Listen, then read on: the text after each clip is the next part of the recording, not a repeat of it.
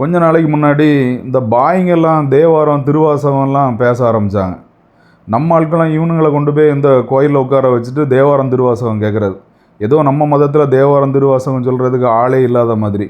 இந்த தேவாரம் திருவாசகத்தை அந்த அளவுக்கு படித்து ஒப்பிக்கிறவங்க நம்ம மதத்தில் எத்தனையோ பேர் இருக்காங்க. அவங்களெல்லாம் வெளியவே தெரியாது. சிவனடியார்கள் அத்தனை பேர் இருக்காங்க, ஆயிரக்கணக்கான பேர் இருக்காங்க தமிழ்நாட்டில். ஆனால் இவங்களெல்லாம் நமக்கு தெரியாது. இவங்களெல்லாம் விட்டுட்டு இந்த பாயங்களை கொண்டு போய் கோயிலில் கொண்டு மேடை போட்டு அவங்கள உட்கார வச்சு அவங்க தேவாரம் திருவாசகம் சொல்கிறத நம்ம ஆட்கள் உட்காந்து கேட்டுட்டு இருந்தாங்க. இந்த மாதிரி ஒரு சூழ்நிலை தமிழ்நாட்டுக்கு சிவனடியார்களுக்கு சிவன் கோயிலில் நடந்துட்டு இருந்தது. இந்த மாதிரி தான் மக்களுக்காக உழைக்கணும்னு அரசியலை தேடி வந்த தலைவர்கள், அண்ணாமலை அவர்களை மாதிரிப்பட்ட தலைவர்கள் எல்லாம் உதாசீதனப்படுத்திட்டு இந்த மக்கள் கமலஹாசன் ஒருத்தர் பின்னாடி போனாங்க, நல்ல பாடம் படிச்சுக்கிட்டாங்க. இப்போ மறுபடி விஜய் பின்னாடி கொஞ்சம் பேர் போயிட்டுருக்கிறீங்க.